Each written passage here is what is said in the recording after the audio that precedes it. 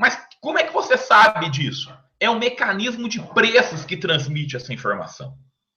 Por exemplo, eu não conheço as preferências de todo mundo. Eu não sei. Tem gente que torce para o Corinthians, tem gente que torce para o São Paulo. Eu torço para o Londrina, sou fanático pelo Londrina.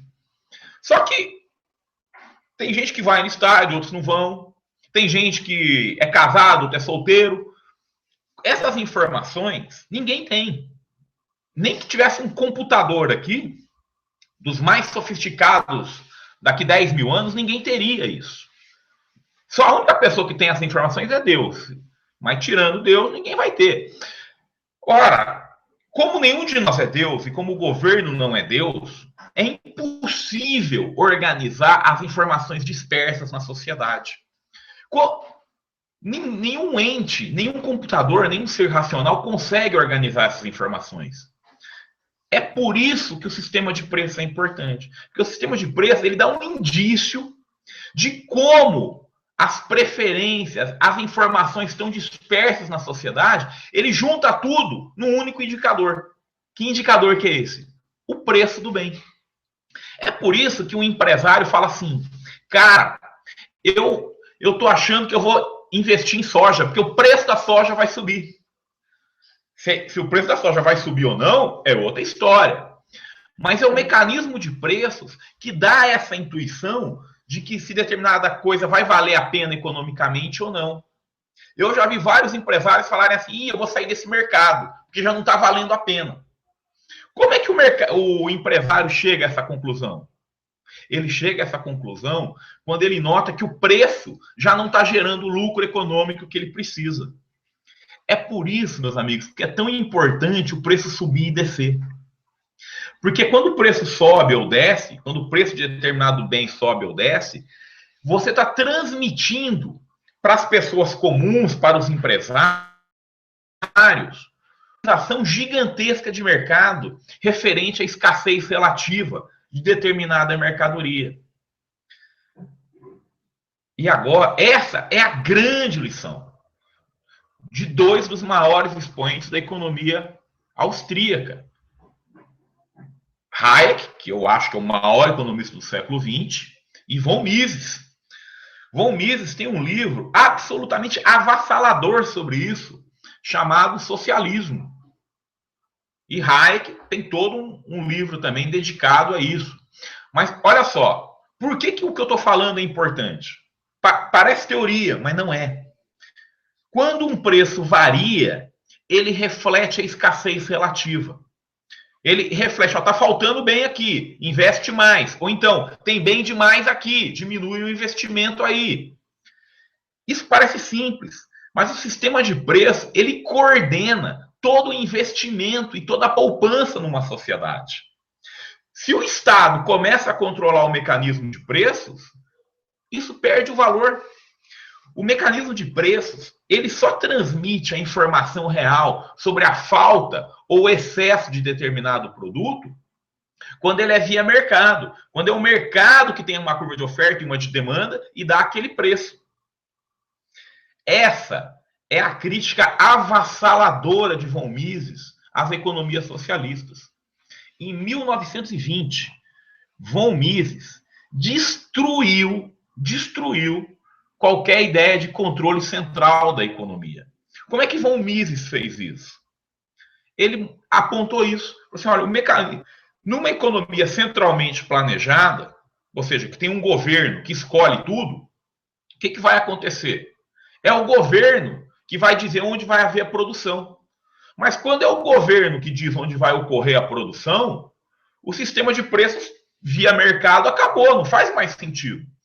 Porque num sistema de preços via mercado, você deixa o preço flutuar. E o empresário, de acordo com essa sinalização, vai investindo dinheiro em um lugar ou em outro. Quando é o Estado que escolhe onde vai ocorrer a produção, você não sabe mais qual é o mecanismo de preço. Você não sabe mais qual é o preço do bem. Porque, nesse caso, o preço deixou de refletir a escassez relativa do bem. Quando o Estado organiza a produção, quando o Estado é que diz, ó, vai produzir isso, o que acontece? A produção não está sendo feita mais baseada num cálculo econômico de escassez relativa. A produção agora segue a lógica do governo. Resumindo, o mecanismo de preços deixa de refletir escassez. Se o mecanismo de preço deixa de refletir escassez, não há mais como você saber se o investimento é economicamente viável ou não. Essa foi a crítica avassaladora de von Mises ao socialismo. Ele falava assim, numa economia socialista, você não tem como garantir que o investimento vai ser produtivo. Você não tem como garantir que o investimento vai ser eficiente do ponto de vista econômico. Porque, basicamente, você não tem mais mecanismo de preço. E se você não tem mecanismo de preço, não dá para fazer cálculo econômico. E se não dá para fazer cálculo econômico, eu não sei onde eu devo investir do ponto de vista econômico. Eu me lembro, quando eu era garoto, em Londrina, estava tendo aula de economia política, né?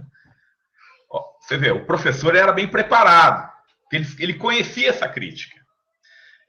Aí, eu lembro que no meio da aula o professor falou assim, tem essa crítica aqui, né? Mas nós, comunistas, somos assim, a gente vai deixar uma economia capitalista viva no mundo só para a gente copiar os preços dela, né? Caô, né? Porque também não funcionaria isso.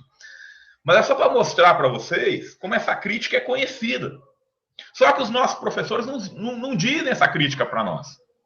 Essa crítica do von Mises, ela é impressionantemente importante, porque ela mostra que não dá para você ter uma economia centralmente planejada.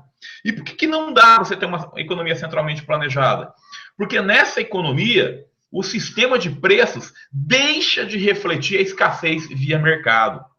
Assim que o planejador central toma as rédeas do poder, ele é que vai escolher onde se dá a produção.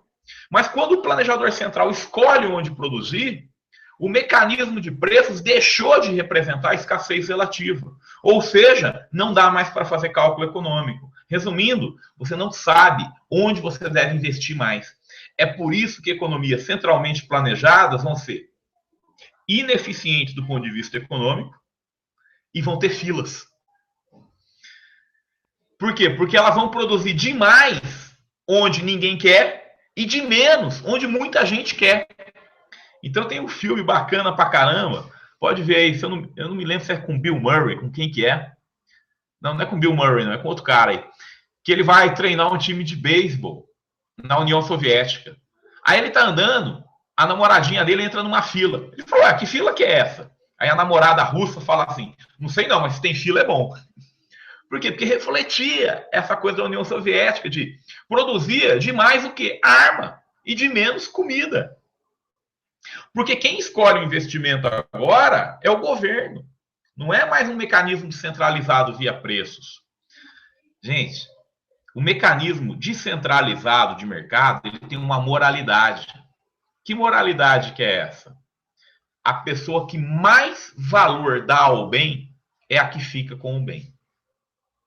Então, aquele cara que maior valor dá a um bem é o que vai ficar com ele. Veja, em certa medida, isso é um critério moral. Porque quando o sistema de preços não é via mercado, quando é um planejador central, ele vai produzir muito do que o governo considera importante. Por exemplo, tanque de guerra.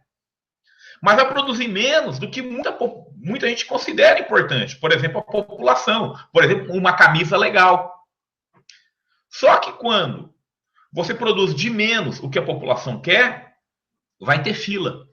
Ou seja, quem chegar primeiro vai conseguir aquele bem. Mas que moralidade é essa? Eu cheguei primeiro, sou dono do bem. Eu prefiro uma outra moralidade. Quem paga mais é quem dá o maior valor pelo bem. E quem dá o maior valor pelo bem é quem fica com o bem.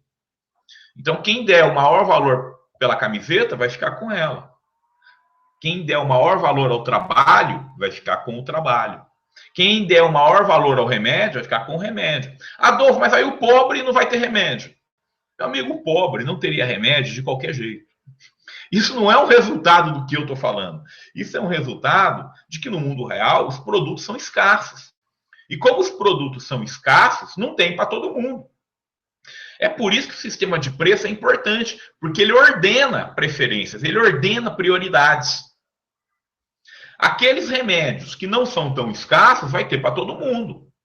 porque o preço é baratinho, todo mundo consegue comprar.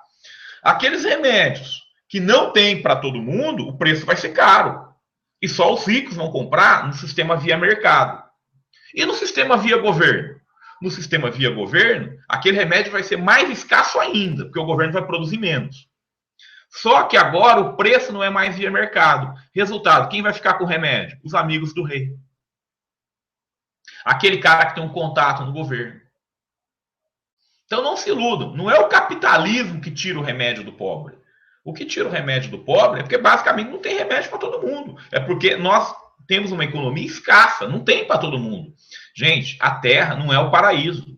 O paraíso é outro mundo. A Terra não é o paraíso. Não tem para todo mundo. Como é que você ordena, então, essa escassez?